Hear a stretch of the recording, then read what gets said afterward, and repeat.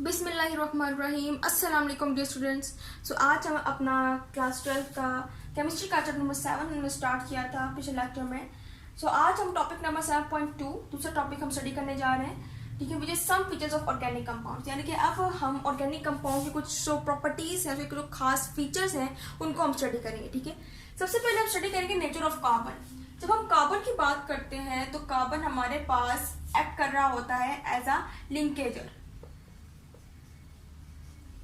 यानी कि इसके अंदर ये प्रॉपर्टी होती है कि ये अपने एलिमेंट के साथ यानी खुद के साथ, इसके अलावा जो दूसरे एलिमेंट्स हैं उनके साथ भी क्या होता है, लिंकेज बना लेता है। इजीली लिंकेज बनाता है, सिंगल लिंकेज बनाता है और स्टेबल बनाता है। और इसी प्रोसेस को हम नाम देते हैं कैटिनेशन का। और कैटिनेशन ये हमारे पास एक ऐसा प्रोसेस है जिसके अंदर हमारे पास जो कार्बन है वो क्या करता है, सेल्फ लिंकेज बनाता है। इसके अलावा दूसरे एलिमेंट्स हैं उनके साथ भी लिंकेज बनाता है। ठीक है, और ये बहुत ज्यादा long wide range of bonding कर सकता है with other types of elements, दूसरे एलिमेंट्स के साथ और अपने एलिमेंट्स के साथ। ठीक है, तो ये कार्बन जो है वो अपने साथ भी क्या कर सकता है, लिंकेज बना दे। सो कार्बन भी अपने साथ लिंकेजेस बना सकता है और बहुत ज्यादा लंबी जो वाइड रेंज ऑफ लिंकेजेस है वो क्या करता है, ये बनाता है। इसके अलावा दूसरे एलिमेंट्स है, ऑक्सीजन है, नाइट्रोजन है। ठीक है, इसके अलावा इस तरह के जो एलिमेंट्स है उनके साथ भी क्या करता है, लिंकेजेस बनाता है। ठीक है, इस तरह ऑर्गेनिक कंपाउंड में हमारे पास कार्बन जो है एक सेल्फ लिंकेजर की तरह काम करता है। ठीक है, उसके अंदर भी कैटिनेशन का प्रोसेस होता है।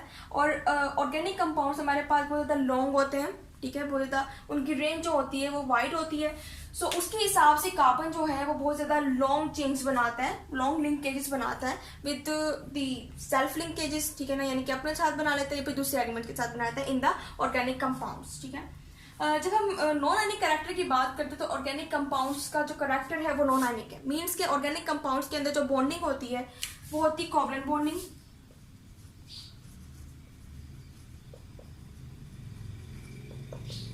मींस के हमारे पास ऑर्गेनिक कंपाउंड में जो बॉन्डिंग हो रही होती है वो कोवलेंट बॉन्डिंग होती है, आयनिक नहीं होती। इसलिए हम कहते हैं कि इसका जो कैरेक्टर है वो नॉन आयनिक कैरेक्टर है। ठीक है, तीसरे हम बिहेवियर की बात करते हैं तो ये बिहेवियर में सिमिलैरिटी शो करते हैं, सिमिलैरिटी शो करते हैं इन बिहेवियर। आपके पास बुक में जो तीसरा पॉइंट है सिमिलैरिटी इन बिहेवियर, उसके अंदर एक बात की गई है, एक वर्ड है होमोलोगस सीरीज। अब होमोलोगस सीरीज हमारे पास क्या है, ये हमारे पास सीरीज होती है of a compound of a similar compound. ठीक है, अब इनके अंदर जो कंपाउंड होते हैं वो सिमिलर होते हैं और जो इनकी केमिकल प्रॉपर्टी होती है वो भी क्या होती है, सेम होती है। केमिकल प्रॉपर्टी भी ये सेम शो करते हैं। लेकिन हम एक खास ग्रुप की बात करते हैं CH2 ग्रुप की। ठीक है, उसके एडिशन के जरिए से हम क्या कर सकते हैं, ऑर्गेनिक कंपाउंड को रिकॉग्नाइज कर सकते हैं।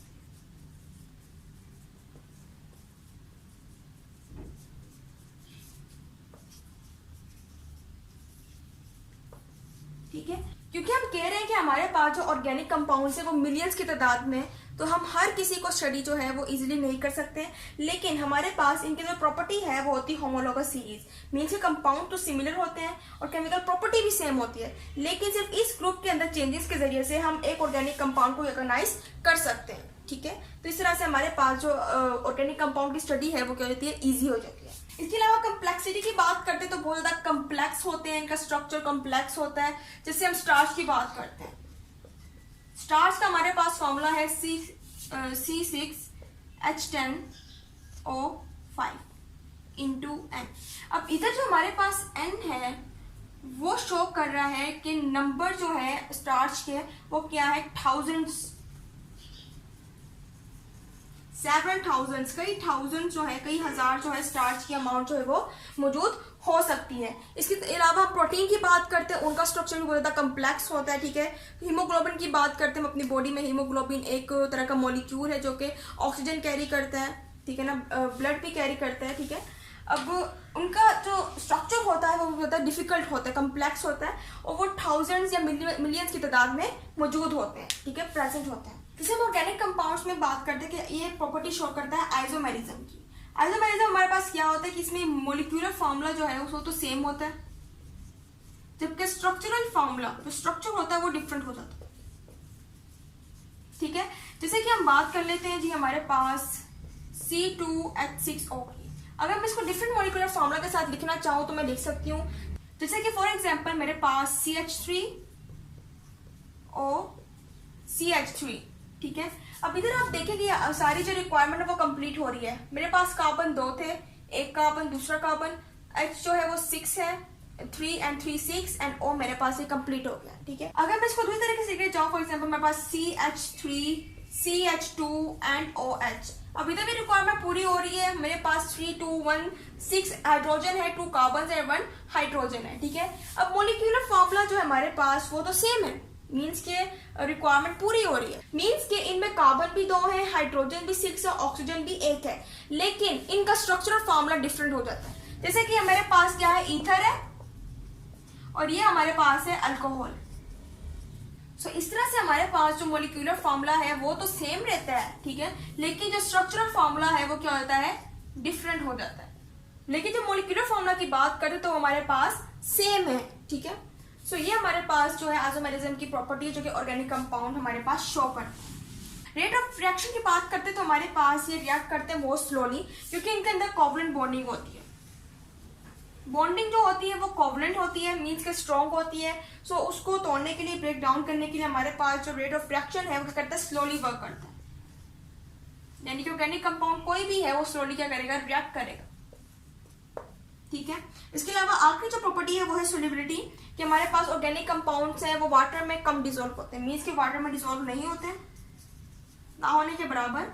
इसके अलावा ये ज्यादातर ऑर्गेनिक सॉल्वेंट्स में, ऑर्गेनिक कंपाउंड है इसलिए ऑर्गेनिक सॉल्वेंट में क्या होंगे, डिसॉल्व होंगे। जैसे हमारे पास बेंजीन,